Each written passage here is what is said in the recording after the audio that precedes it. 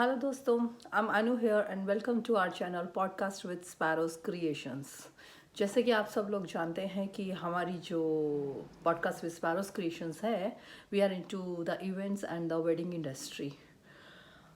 पहले तो ये होता है कि जब हम सब लोग इवेंट इंडस्ट्री वाले शायद इस चीज़ से ज़्यादा वाकिफ़ होंगे, क्योंकि 12 दिसंबर 13 दिसंबर के बाद हम सब लोगों को बड़ी बेसब्री से इंतज़ार होता है 13 जनवरी आने का, क्योंकि 13 जनवरी ऑनवर्ड्स जो है हमारे इवेंट्स खुलते हैं। ऑफ कोर्स मेरा जो हमारी कंपनी है उसका भी यही था कि इवेंट्स जो है आफ्टर 14th खुल रहे थे हमारे पास, और आजकल इवेंट्स हमारे थे, लेकिन we are sitting like morons at home due to our lockdown conditions and all. और जो 20 लोगों के अंदर शादी या 50 लोगों के अंदर शादी का हम लोगों के ऊपर बोझा डाल दिया गया है। मेरे को ना सरकार से ना आज पहली बार जिसे कहते हैं ना बहुत गुस्से में हूँ, क्योंकि आप लोगों ने कभी भी हमारी इंडस्ट्री को लेके सोचा ही नहीं। 18% हम लोग टैक्स देते हैं, हमारी गाड़ियाँ इधर से उधर जाती हैं, हम ग्रीन टैक्स देते हैं, हम दुनिया जहान की चीज़ें जिसको कह सकते हैं हमारी इंडस्ट्री से जुड़ी हुई होती हैं। लेकिन हमारी इंडस्ट्री सबसे पहला जिसे कहते हैं ना बम फोड़ते हैं आप, इवेंट इंडस्ट्री। बिना सोचे समझे आप लोग 20 लोगों में शादी। अरे हम हिंदुस्तान के अंदर हैं और आप लोग ये चीज़ सोचते हैं कि हम 20 लोगों के अंदर शादी कर लेंगे। केजरीवाल जी, मैं आपसे ये चीज़ पूछना चाहती हूँ कि जब आप एक जीप के अंदर 20 लोग खड़े होके हाथ हिला हिला के, ऐसे ऐसे हाथ हिला हिला के लोगों के साथ आप इंट्रैक्शन कर रहे होते हो, तब आपने बोला है कि उस जीप के अंदर बैठने के लिए तो 6 लोगों की जगह थी, आप 20 कैसे चढ़ा सकते हैं? तब आपका सोशल डिस्टेंसिंग कहीं नहीं जाता। लेकिन जब हमारी बारी आती है तो आप सबसे पहले जी इम्पोज हम पे कर देते हैं कि जी बंद कर दीजिए। हमारे हिंदुस्तान की प्रॉब्लम सबसे बड़ी ये है कि हम जैसे हमारा कॉन्स्टिट्यूशन चल रहा है ना, बाबा आदम के ज़माने से चल रहा है जी, बाबा साहब अम्बेडकर ने लिख दिया था तो वही चल रहा है ना। हम उसमें कुछ चेंजेस चाहेंगे ना कुछ चाहेंगे, जबकि हम अगर हमने अपनी एक एज रखी हुई है कि जी 18 साल से अबव ये है ये कुछ है, तो हम उसमें वही चीज़ों पे चलते आ रहे हैं। अरे भाई, पहले तो इस चीज़ को सोचो कि जो इतने सालों पहले एक संविधान बना था, वो संविधान उस ज़माने के हिसाब से बना था, आज के ज़माने के हिसाब से नहीं। आज के अगर आप लोग देखते हैं तो कितना कुछ चेंजेस हो चुका है। यही चीज़ सेम जो है आप हमारे काम धंधे के ऊपर भी अप्लाई करते हैं कि इतने 100 साल पहले जो है इस तरीके की सिचुएशन आई थी, महामारी आई थी, उस टाइम पे जी लॉकडाउन कर दिए गए थे, उस टाइम पे लोगों को घर में घुसा दिया गया था। अरे आप लोग प्रैक्टिकल अप्रोच के साथ कब आएंगे? Hello friends, I am Parikshit. Corona corona की वजह से सबसे पहले इफेक्ट आने वाली इंडस्ट्री है wedding industry, event industry. Wedding शादी एक ऐसी वो है जिससे कम से कम हजारों लोगों के घर चलते हैं। मैं तो कहता हूँ शादी से ही सारे काम रिलेटेड हैं और शादी पे ही सबसे पहले इफेक्ट आता है। गवर्नमेंट को सूझता ही सबसे पहले ये है, शादियों में 20 लोग कर दो, 20 लोग कर दो। 20 लोगों में कौन शादी करता है? अपने बच्चे की शादी करने के लिए लोगों को सोचना पड़ रहा है आजकल। और रैलियों में तो ऐसा कुछ भी नहीं है। रैलियाँ तो जितने लोगों में करोगे उतना ज़्यादा आपको फ़ायदा होगा। गवर्नमेंट कुछ भी कर सकती है। हम लोगों को शादी करनी है, हमारा इंडस्ट्री इतनी डाउन चली गई है, हमारी इंडस्ट्री डाउन होने की वजह से लोगों के घर चलने मुश्किल हो गए हैं। सारी ईएमआईज़ वैसी की वैसी हैं, सब कुछ वैसा ही है, हर चीज़ वैसी ही चल रही है। खर्चे उतने ही हैं, काम नहीं है। मतलब अगर अगर ऐसे ही चलता रहा तो धीरे-धीरे सोसाइटल केस बढ़ते जाएँगे। मुझे तो ऐसा लगता है। लोगों के घर चलने मुश्किल हुए पड़े हैं, शादियाँ नहीं हो पा रही हैं, लोगों ये आर्टिस्ट हैं, हलवाई हैं, इवेंट वाले हैं, सब इतने लोग जुड़े हुए हैं। आर्टिस्ट की लाइफ़ भी खराब हो रही है, सब लोग घर बैठे हुए हैं, घर बैठे-बैठे कैसे सारी चीज़ें पूरी करेंगे? मैं बिल्कुल सहमत हूँ आपकी बात से कि जो रैलियाँ कर रहे हैं, उसमें तो लाखों लोग आते हैं। लाखों लोगों को लेके वो कर रहे हैं, लाखों लोग उनके जानकार थोड़ा ना, उनके थोड़ा ना टेस्ट होते हैं। टेस्ट होते हैं, जैसे किसी ने शादी में जाना है तो, उधर लोग नहीं आ सकते।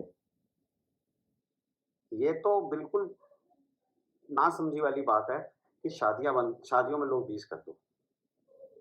20 लोगों की शादी या 50 लोगों की या 100 लोगों के लिए, अगर 100 भी करते तो फिर भी चलता है कि चलो यार 100 लोगों में तो शादी हो सकती है। ना जगह देखते हैं, ना कुछ देखते हैं, छोटी-सी जगह है तब भी बैन है, बड़ी जगह है तब भी बैन है, हर जगह ही बैन है। हमारी दिल्ली में तो सबसे पहले केजरीवाल जी ऐसे ही करते हैं। केजरीवाल जी के पास और कोई काम ही नहीं है। वो शादियाँ बंद कराएँ और निकल जाते हैं अपनी दूसरी शहरों में, अपनी रैलियाँ करने के लिए। रैलियाँ सभी कर रहे हैं, मैं ये नहीं कहूँगा सिर्फ़ केजरीवाल जी, रैलियाँ सभी कर रहे हैं। रैलियों में क्यों नहीं होता कोरोना? सिर्फ़ शादियों में कोरोना क्यों होता है? शादियों में अगर मैं 100 लोगों को बुला रहा हूँ, तो 100 के 100 लोगों को मैं जानता हूँ। रैली में अगर 10 भी आ रहे हैं, तो 10 को आप जानते थोड़ी ना हो। लाखों लोग आते हैं, लाखों को नहीं जानते हैं आप, कि कौन आ रहा है, कौन नहीं आ रहा है। हम लोगों की लाइफ़ इतनी मतलब बैठे-बैठे, घर पे बैठे-बैठे हम लोग इतने ज़्यादा वो हो चुके हैं कि आगे क्या करें? काम कैसे करें? घर कैसे चलाएँ? हमारे तो घर ही उन्हीं से चलने हैं। अब सिर्फ़ हमारे क्यों? कितनी सारी दुनिया है, सबके घर उसी से चलने हैं। कैसे चलेंगे घर लोगों के? और कैसे हम लोग आपको टैक्स दें? कैसे आपको हम लोग गाड़ियों के ईएमआईज़ दें? कैसे करें? कब तक ऐसे चलेगा? अभी कल की या परसों की ही शायद न्यूज़ है जहाँ अखिलेश यादव जी जिसे कह सकते हैं कि पता नहीं हज़ारों लाखों की भीड़ के आगे जो है ना वो अपना शक्ति प्रदर्शन करने में लगे हुए हैं। तब सोशल डिस्टेंसिंग कहाँ है मुझे बताइए आप लोग। अरे हमारे यहाँ पर अगर हम 200 लोगों को इनवाइट करते हैं या 300 लोगों को इनवाइट करते हैं, चलिए मान लीजिए 500 लोगों को इनवाइट करते हैं, तो हमें तो पता है ना कि हमारी उसमें कौन लोग आ रहे हैं। आप मुझे बताइए कि जब आप अपनी रैली करते हैं तो वहाँ से तो पता नहीं कौन कौन लोग आ रहे होते हैं, क्या क्या आ रहे होते हैं, किस तरह के लोग आ रहे होंगे, क्या बीमार हैं नहीं बीमार हैं। आप लोगों ने कभी इस चीज़ को सोचा? नहीं। लेकिन आप लोगों ने सिर्फ सोचा क्या, शादी उठा के 20 लोगों में कर दीजिए या 50 लोगों में कर दीजिए। आप लोगों ने कभी ये चीज़ सोचा कि इंडस्ट्री किस हद तक अफेक्ट हो गई है? आप लोगों ने कभी सोचा है कि अब तो हम लोग भी ये चीज़ सोचने लग रहे हैं या तो फिर मर जाए। अगर कोरोना नहीं मारेगा तो हम लोगों को जिसे कहते हैं बेरोजगारी मार देगी।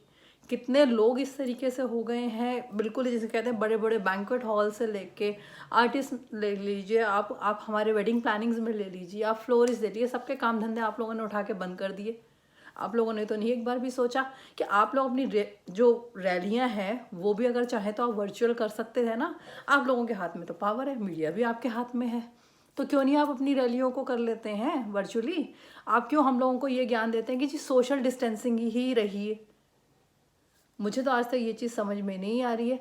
आप एक बड़े लॉन के अंदर भी बात करते हैं तो अगर मैं इतना बड़ा एक एरिया ले लेती हूँ तो आप वही वाली बात हो जाएगी कि मैंने 1 किलो के डब्बे के अंदर 2 बर्फ़ी के टुकड़े रख दिए। क्या प्लानिंग्स के साथ आप लोग काम करते हैं, मुझे आज तक समझ में नहीं आ रहा। ये तीसरा साल लगातार आ गया हमारे पास, लेकिन कोई भी कंक्रीट सॉल्यूशन हम लोगों ने नहीं निकाला। सबसे पहला हमारा सॉल्यूशन यही होता है, बंद कर दीजिए सारी की सारी दुकानों को। अरे हम तो वैसे ही मर रहे हैं यार, और कितना मारेंगे, आप लोगों का क्या जाएगा? आप लोगों का तो कुछ नहीं जाना ना, आप लोग तो वहीं के वहीं हैं। लेकिन सबसे पहले आप कभी हमारे बारे में सोच के देखिए ना कि हम लोग कहाँ से जाएं। अरे हम लोगों की तो वो भी नहीं है, हम कह सकते हैं कि हम उस तरीके के कि हमें तो 5 किलो चावल भी लेने में शायद शर्म आएगी। ये 5 किलो चावल की जो स्कीम आप डालते हैं लोगों के, जी हाँ, आपने सरकारों ने ये कर दिया कि आज फलानी बस्ती में जाके 5 किलो 10 किलो चावल अनाज। हम लोग तो इस तरह से लाइन में खड़े होकर वो भी नहीं कर सकते क्योंकि खुददार लोग हैं, क्या करें, यहाँ भी मरेंगे हम लोग।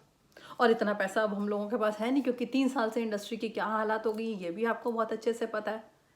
अभी कुछ दिन पहले जो है हमारी इंडस्ट्री के कुछ लोगों ने पहल भी करी थी, मुझे नहीं लगता कि शायद उसका कोई ऐसा आउटकम मेजर निकला है कि नहीं निकला है।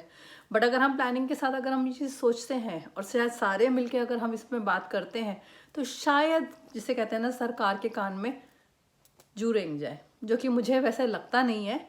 आप बात करते हैं कि लॉकडाउन की, अगर मैं सारे स्टेट्स की बात करूं, सिर्फ दिल्ली ही एक ऐसा शहर है, और दिल्ली एक ऐसा शहर है जहां पर ज़्यादा शायद वेडिंग्स का भी होता है क्योंकि नॉर्थ इंडिया में सबसे ज़्यादा वेडिंग्स है। तो दिल्ली एक ऐसा नकारा स्टेट बन चुका है केजरीवाल जी, क्योंकि आपके बस की नहीं है। आप बॉम्बे की बात करते हैं, बॉम्बे में स्ट्रिक्टनेस ज़रूर है, वहाँ कर भी केसेस बहुत ज़्यादा है लेकिन वहाँ पर स्ट्रिक्टनेस है। वहाँ पर उन्होंने कुछ चीज़ ऐसी बंद नहीं करी है जिस तरीके से आपने हमें घरों में बंद करके रख दिया है। ना हम अपने काम धंधे करने लायक रहे, ना हम लोगों के पास पैसे रहे, ना हम आपकी स्कीमों के अंदर जा सकते हैं। लेकिन वोट हिलाने के लिए जी mister Kejriwal is the best. तो please Kejriwal ji concrete level पे काम करिए।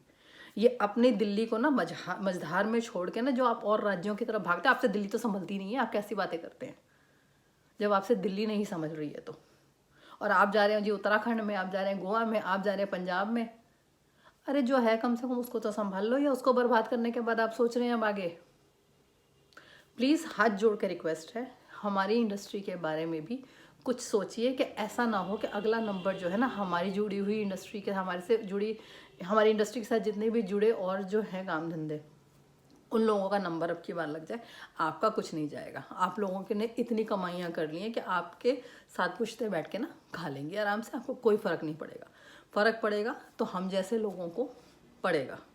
आई होप सो कि जो ये मेरी बात है शायद आप तक पहुँचे, किसी भी माध्यम से चाहे पहुँचे, और शायद आप हमारी इंडस्ट्री के बारे में भी कुछ सोचिए। Thank you so much.